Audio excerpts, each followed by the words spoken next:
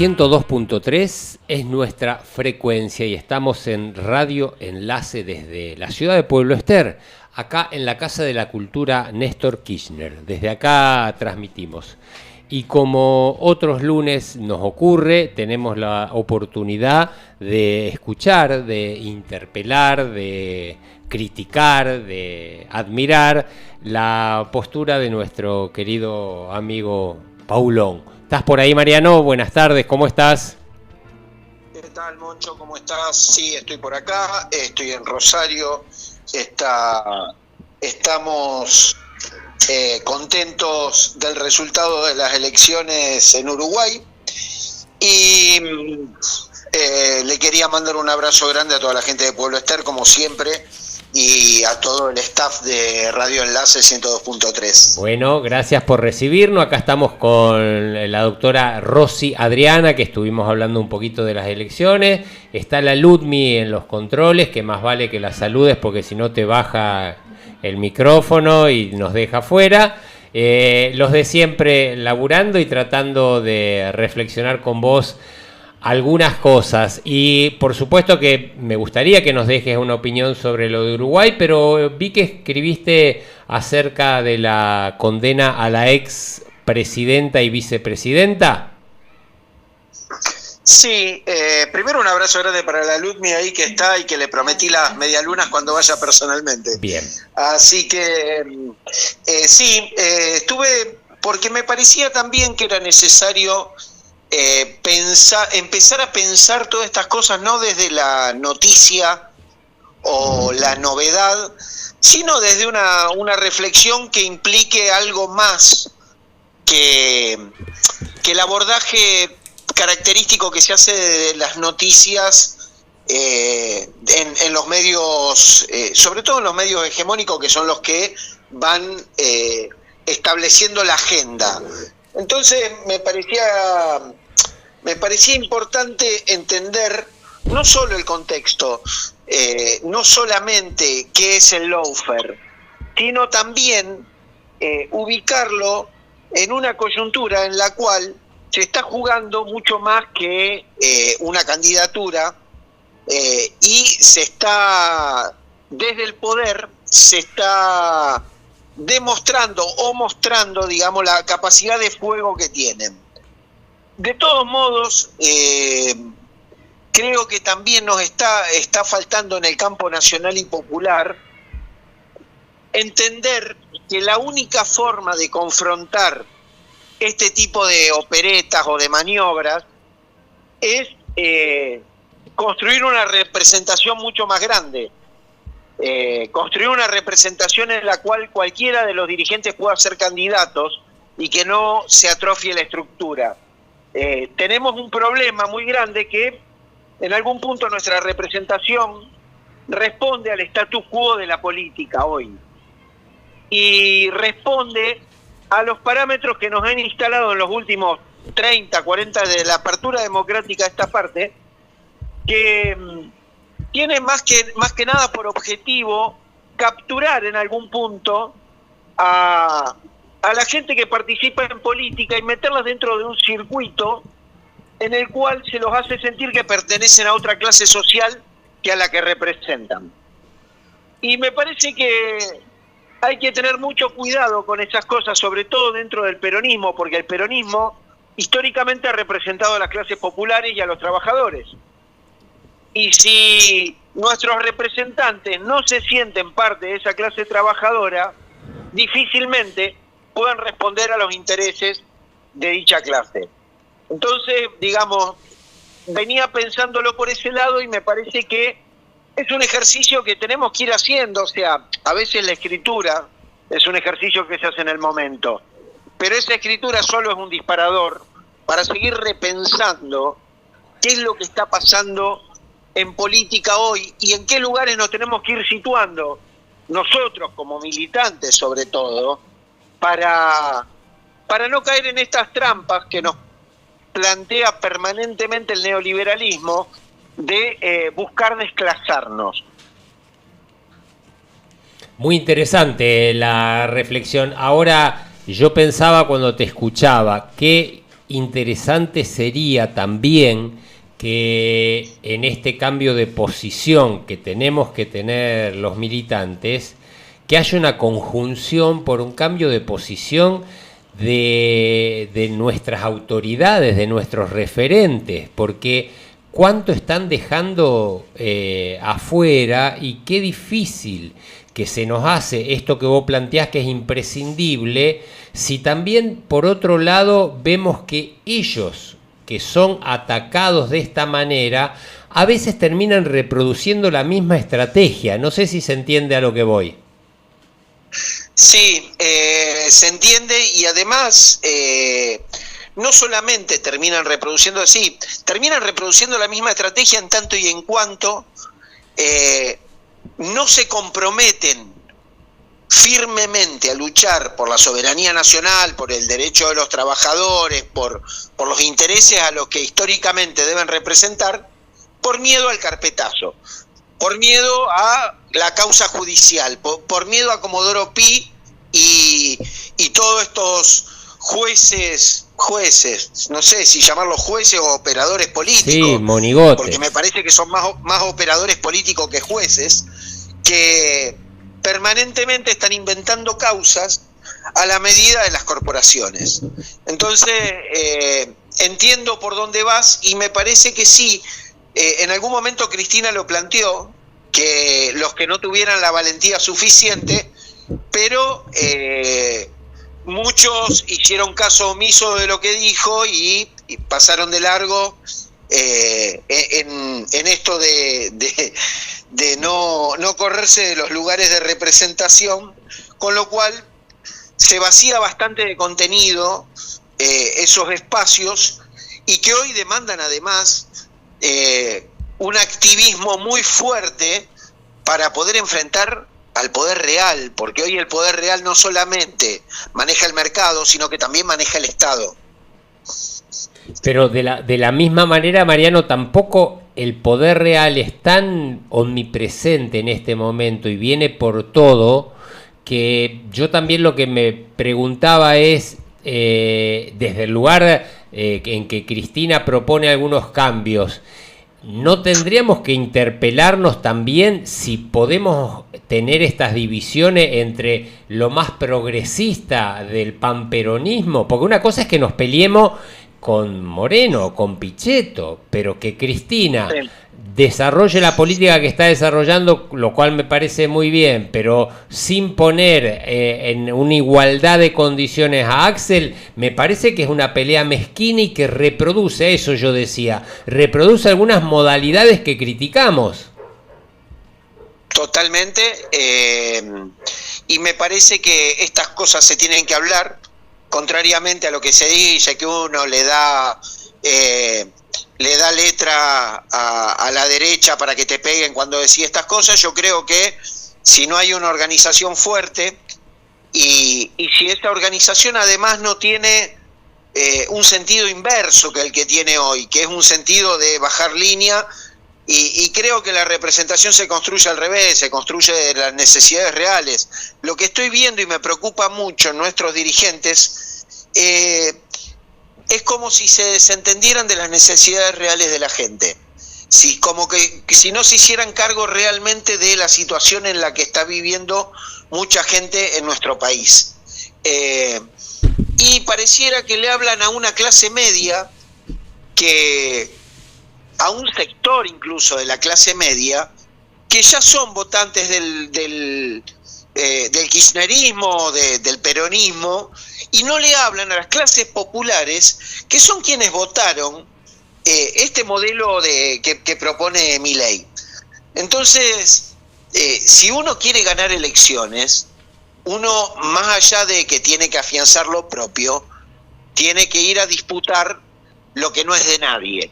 O sea, ese 35% que son volátiles, y que si uno no los va trabajando con mucho tiempo de antelación, lo que nos pasa es que nos terminan ganando a través de las redes sociales, nos terminan ganando a través de los medios de comunicación masivos, porque sabemos la línea editorial que tienen, y nos terminan ganando en los últimos 2 meses. o yendo a balotage, porque sabemos más o menos cómo están divididas hoy las fuerzas políticas, la representación que tienen en la ciudadanía argentina. Claro, pero además, Mariano, porque parte de esa población fluctuante era gente que confió en nosotros y que nosotros mismos decepcionamos, ¿verdad? Era gente que apostó otra vez al peronismo, al panperonismo, a Cristina y a sus decisiones, y terminamos frustrando esas expectativas y casi empujándolos a que tengan que elegir algo por fuera de estos sectores progresistas, y cayeron en esta elección.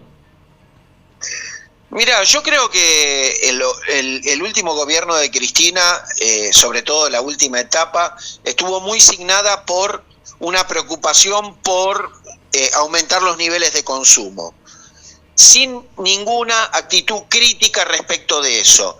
Cristina el otro día acá en la Facultad de Psicología, acá en la Siberia, planteó de nuevo esta cuestión del capitalismo, de que el peronismo no es anticapitalista, y me parece a veces que termina siendo un error político plantear esto, sobre todo porque nos ha ido mal cada vez que queremos disputarle a la derecha en el terreno del consumo la representación política. Y tenemos que tener más visión, tenemos que estar más despiertos, porque en realidad la disputa hoy que tenemos que dar contra la derecha es una disputa cultural profunda y es una disputa por valores, es una disputa ética, es una disputa que implica el no dejar al 30, al 40, al 50% de la población afuera directamente del sistema. Entonces, y no se trata de una cuestión de consumo, digo, vos podés meter a la gente incluso adentro de un sistema cultural que los contenga, aún con ingresos bajos. O sea, hacerlos sentir que pertenecen a una patria, hacerlos sentir que pertenecen a un destino común, hacer sentir al pueblo argentino que es alguien, que es sujeto de la historia, no que es papel pintado. Sí, coincido, porque además me parece que si no, lo que hace ella promocionando como única alternativa a esta es cerrar esta posibilidad de cortar en algún momento este péndulo entre un lado y el otro, porque está claro que sí, desde el lugar progresista, popular, que queremos proyectar, en un momento no avanzamos un poquito más hacia poder incluir más gente y a darle necesariamente respaldo a estas políticas sociales, para lo cual nos vamos a tener que meter con algunos poderes importantes, vamos a volver a repetir lo mismo. Resolvemos 2 o 3 cosas, pero en vez de seguir avanzando, y pienso mucho, ¿sabes qué? En México, en cómo este miedo de avanzar sobre algunas cuestiones y construir más hacia la izquierda, la gente se lo banca cuando vos le das respuesta. Pero, por ejemplo, en México, en ningún momento se plantea no hacer capitalismo. Por supuesto. Pero no es la bandera. Los presidentes, ni López Obrador, ni Claudia Sheinbaum, en ningún momento salieron a plantear la necesidad del capitalismo. Por supuesto. En todo caso, lo que salieron fue a pegarle al neoliberalismo como una forma corrupta, como una forma perniciosa para los intereses de la nación y del pueblo. La disputa que plantean es justamente contra esa forma cultural y contra esa forma, digamos, que se trasluce en la tecnocracia, en toda esa representación reducida que tiene el neoliberalismo, que representa a las grandes corporaciones y nunca representa al pueblo. Sí, me parece que en ese sentido lo que hace es cerrar en vez de abrir y de dejar la posibilidad de que esto también sea discutido y sea propuesto de una manera diferente a cómo se vinieron eligiendo las cosas en los últimos tiempos.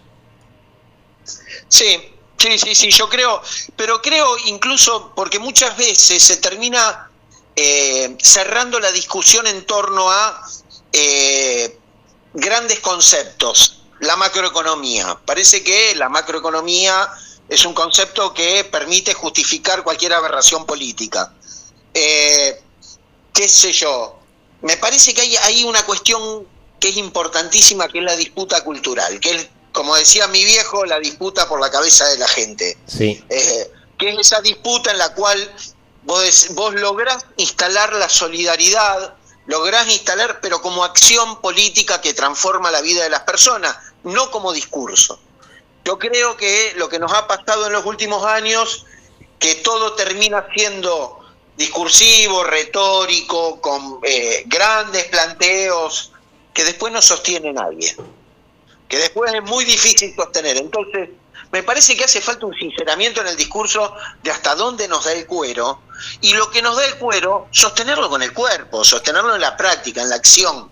Es decir, bueno, hoy por hoy nos da el cuero para ir a gestionar a la municipalidad que nos cambien la lamparita de la cuadra, y bueno, vamos a hacer eso. Está bien. Después vamos por más, pero Está vamos bien. por etapas, vamos viendo que nos podemos empoderar en algo. Porque si no, lo debemos discutir entre nosotros el análisis que hacemos sobre la realidad. Nada más. Somos espectadores. Te estoy perdiendo un poquito, te alejaste del celu, te estoy escuchando un poco más alejado. Hola. Ahora ¿Me sí. escuchas bien? Bueno. Ahora te escucho correcto. Bueno, y interpreto esto que decís y coincido.